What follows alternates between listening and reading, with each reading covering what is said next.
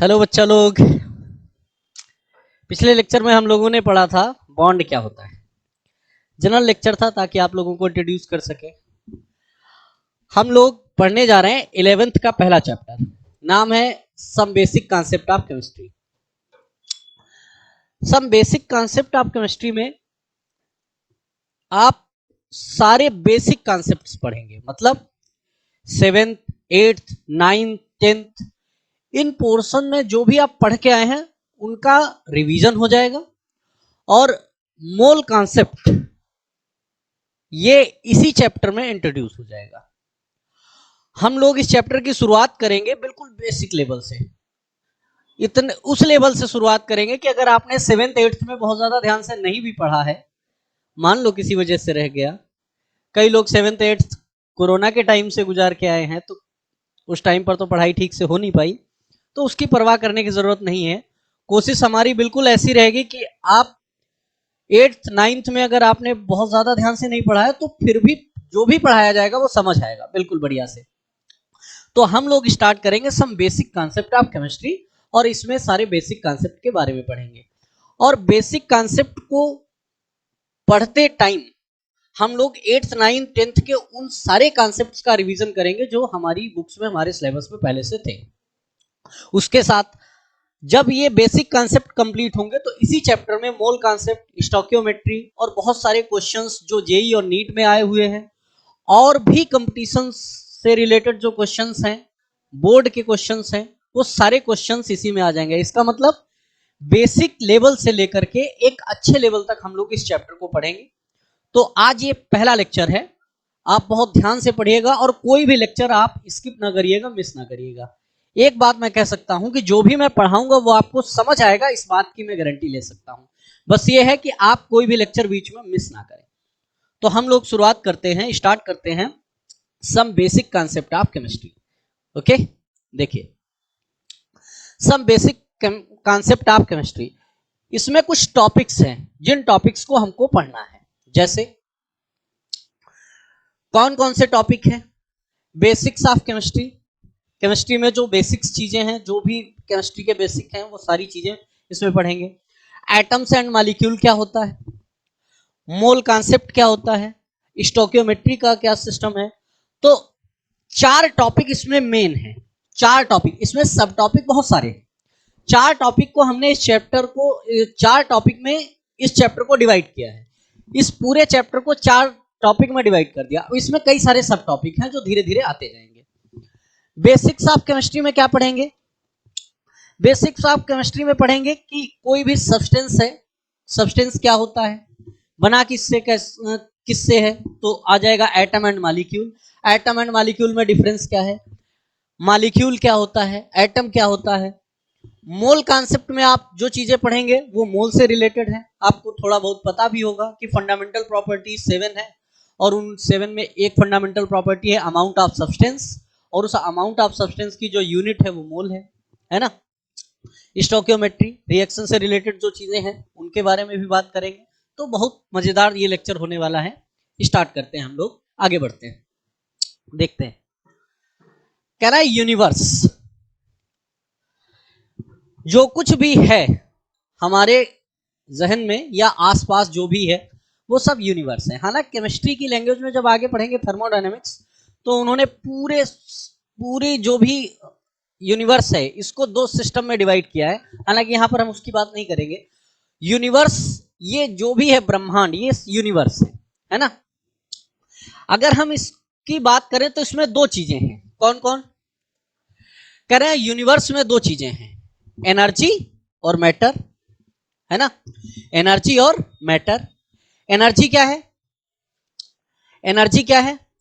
तो जो एनर्जी है आपकी, अगर हम एनर्जी की बात करेंगे तो ये कैपेसिटी टू डू वर्क,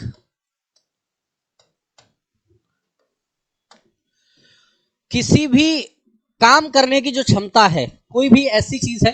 अच्छा, हमेशा जरूरी नहीं है कि काम हो ही जाए। फिजिक्स में जब आप काम की बात करते हैं तो ऐसा भी कहा जाता है कि अगर हम किसी चीज को पुश करें या पुल करें तो वो जितनी डिस्टेंस ट्रेवल करती है ना, उस डिस्टेंस की बेसिस पर हम लोग वर्क निकाल लेते हैं, है ना, फोर्स इंटू डिस्प्लेसमेंट फार्मूला लगा के। एनर्जी का मतलब यह है कि जहां पर भी वर्क हो रहा होगा वहां पर एनर्जी का इन्वॉल्वमेंट जरूर होगा, है ना। विदाउट एनर्जी कोई भी वर्क हो नहीं सकता, तो एनर्जी का होना जरूरी है। दूसरी बात मैटर, मैटर की डेफिनेशन में आपने कुछ चीजें पढ़ रखी हैं क्या, has mass, occupy space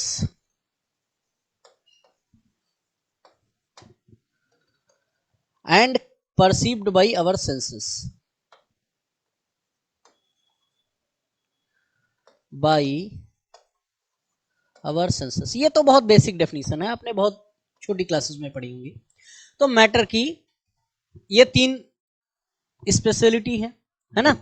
energy के बारे में आपने पढ़ा, हालांकि आगे चल के एनर्जी और मास में रिलेशन भी देखेंगे हम लोग। हम एक बहुत अच्छा सा फार्मूला जिसके बारे में बात करते हैं, E equal to mc square, बड़ा फेमस फार्मूला है।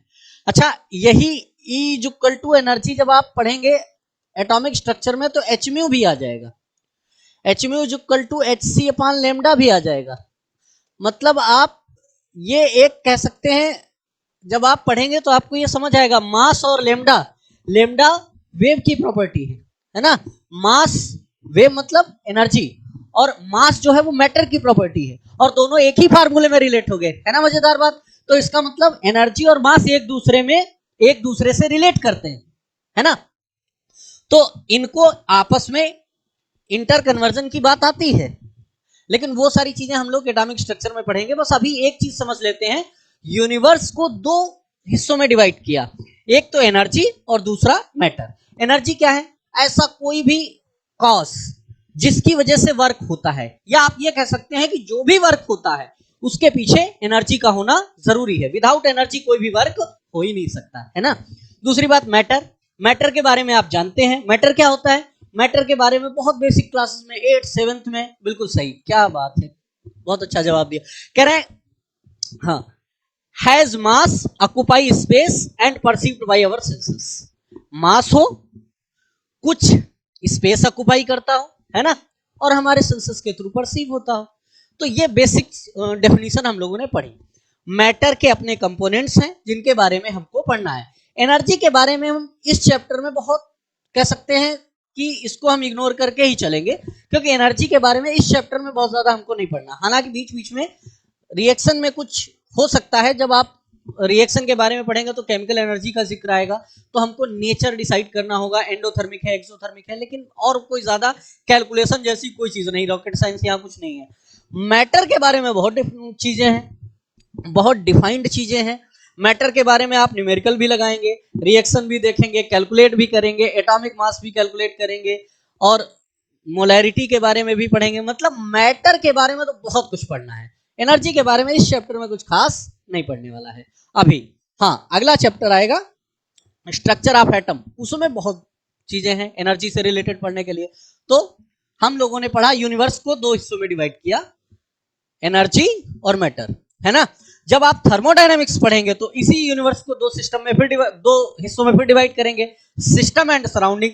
यूनिवर्स का वो हिस्सा जहां पर कोई रिएक्शन या कोई प्रोसीजर हो रहा है वो सिस्टम है, उसके अलावा जो कुछ है वो सारा सराउंडिंग है ना। सिस्टम के अंदर रिएक्शन हो रही है, बाकी जो कुछ बचा यूनिवर्स का पूरा हिस्सा वो सराउंडिंग। हम कह सकते हैं कि जो सिस्टम है वो सराउंडिंग से एनर्जी और मास का इंटर कन्वर्जन मतलब इंटरचेंज करता है, लेन देन कर सकता है ना।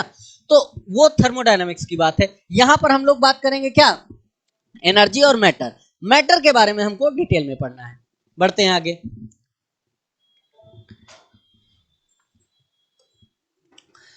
कह रहा है some basic terms related to matter. अब हमको जब मैटर के बारे में ही पढ़ना है तो मैटर से रिलेटेड कुछ टर्म्स के बारे में पढ़ लेते हैं, क्योंकि बहुत जरूरी है। एटम क्या होता है, अब मैटर है तो मैटर का कुछ बेसिक कंस्टिट्यूएंट होगा। भाई मैटर है तो किसी चीज से तो मिलके बना होगा। मैटर की डेफिनेशन के बारे में जब हमने अभी बात की थी, मैटर की डेफिनेशन के बारे में, तो हमको एक चीज समझ आई थी, क्या, मैटर के बारे में जब हमने पढ़ा था तो लिखा था has mass, occupy space,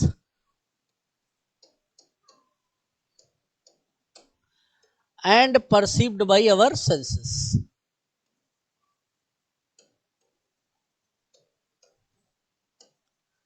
our senses, है ना। तो अगर मास है तो मास क्या अकेला मास है या उसके कोई छोटे छोटे टुकड़े भी हैं? तो ये देखा गया कि जितना भी मैटर है दुनिया में, जो भी मैटर है, उस मैटर को बनाने के लिए एक बहुत छोटी सी चीज की जरूरत है, या कह सकते हैं मैटर जो है वो एक बहुत छोटी सी चीज से मिलकर बना है, जिसके बारे में डाल्टन भाई साहब ने बहुत पहले बताया था। तो मैटर अगर है कोई बड़ा, तो उसका जो बेसिक कॉन्स्टिट्यूएंट होगा वो एटम होगा। समझ रहे हैं? वो बात अलग है कि एटम अकेला यूनिवर्स में एग्जिस्ट कर भी सकता है, जैसा इनर्ट गैस के केसेस में, और नहीं भी कर सकता है। मोस्ट ऑफ द केसेस में एटम अकेला एग्जिस्ट नहीं करता है। बिल्कुल सही जवाब, मैटर नहीं करता है। कितने होशियार बच्चे, सब पता है। Matter most of the cases में ऐसा देखा जाता है कि अकेला एग्जिस्ट नहीं करता। हाँ, इन एक्सेप्शन जो है वो केमिस्ट्री का पार्ट है, तो exceptions are everywhere. Inert gases के केस में एटम जो होता है वो अकेला एग्जिस्ट कर सकता है, बाकी केसेस में एटम अकेला एग्जिस्ट नहीं करता, वो किसी न किसी के साथ कंबाइंड रहेगा। पिछली क्लास अगर आपने पढ़ी होगी, मेरा पिछला लेक्चर आप देखेंगे तो आप पाएंगे अकेले एटम की एनर्जी बहुत ज्यादा होती है और स्टेबिलिटी बहुत कम होती है। वो चाहता है कि अपने आप को स्टेबल करे, और इस स्टेबल करने के प्रोसीजर में वो किसी दूसरे एटम के साथ कंबाइन करता है, और कंबाइन करने में कुछ एनर्जी रिलीज हो जाती है, और एनर्जी रिलीज होने के बाद उसकी स्टेबिलिटी बढ़ जाती है ना। तो अगर छोटी यूनिट की बात करें, जैसे मान लो किसी मैटर की बात कर रहे हैं कि कोई एक हमने मैटर लिया, ये सपोज किया ये ग्लूकोज है, ग्लूकोज है, ग्लूकोज का इतना बड़ा हमने टुकड़ा लिया, है ना। अब हम इसको अगर तोड़ना स्टार्ट करेंगे तो ये और छोटा हुआ, इसको फिर से ब्रेक किया तो ये और छोटा हुआ, इसको फिर से ब्रेक किया तो ये और छोटा हुआ, इसको फिर से ब्रेक किया तो बेटा ये मान लिया कि ये मॉलिक्यूलर लेवल पे चला गया। हम जानते हैं कि ग्लूकोज का मॉलिक्यूलर फार्मूला क्या होता है, C6H12O6। बेटा ये कार्बन के 6 एटम है, हाइड्रोजन के 12 एटम है, और ऑक्सीजन के 6 एटम है। हम अगर बात करें तो 24 एटम टोटल में मिलकर के एक ग्लूकोज मॉलिक्यूल बना रहे हैं। मतलब एक ग्लूकोज मॉलिक्यूल को बनाने के लिए 24 एटम की रिक्वायरमेंट है। इसका मतलब ग्लूकोज अकेला ऐसा इंडिविजुअल पार्टिकल नहीं है, एटम ने मिलकर इसको बनाया है, मतलब इसको एटम में तोड़ा जा सकता है। किसी भी मॉलिक्यूल में नंबर ऑफ एटम्स जितने प्रेजेंट होते हैं उनको कहा जाता है एटॉमिक सिटी। ग्लूकोज की एटॉमिक सिटी कितनी है, 24, है ना। ऐसे कोई भी दूसरा पार्टिकल, आप कोई दूसरा भी सब्सटेंस ले ले, मान लो आपने यूरिया ले लिया, यूरिया यूरिया यूरिया को आपने तोड़ा और छोटा हुआ, फिर से तोड़ा और छोटा हुआ, फिर से तोड़ा और छोटा हुआ, फिर से तोड़ा और छोटा हुआ। इसका फार्मूला होता है NH2CONH2। इसका मतलब इसमें भी डिफरेंट टाइप के एटम्स मिलकर के ही यूरिया बना रहे हैं, है ना। तो यूरिया, ग्लूकोज, अमोनिया, बाकी जो भी मीथेन, इथेन, जो भी आप जानते हैं जो भी सब्सटेंसेस आप जानते हैं, उन सब्सटेंसेस को बनाने के लिए, उन सब्सटेंसेस को बनाने के लिए आपको जो बेसिक यूनिट की जरूरत पड़ेगी, जो सबसे छोटा पार्टिकल है किसी भी सब्सटेंस को बनाने के लिए या रिएक्शन में पार्टिसिपेट करने के लिए, वो एटम ही है ना। मैं ये बिल्कुल नहीं कह रहा हूं कि एटम से छोटा कुछ नहीं होता, एटम से सब एटॉमिक पार्टिकल भी हैं, ये भी मन में आ सकता है, इलेक्ट्रॉन, प्रोटॉन, न्यूट्रॉन।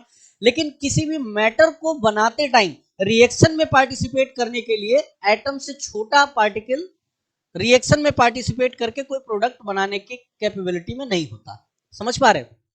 तो ये आपका कोई भी मैटर आपने लिया है तो उसका जो बेसिक कॉन्स्टिट्यूएंट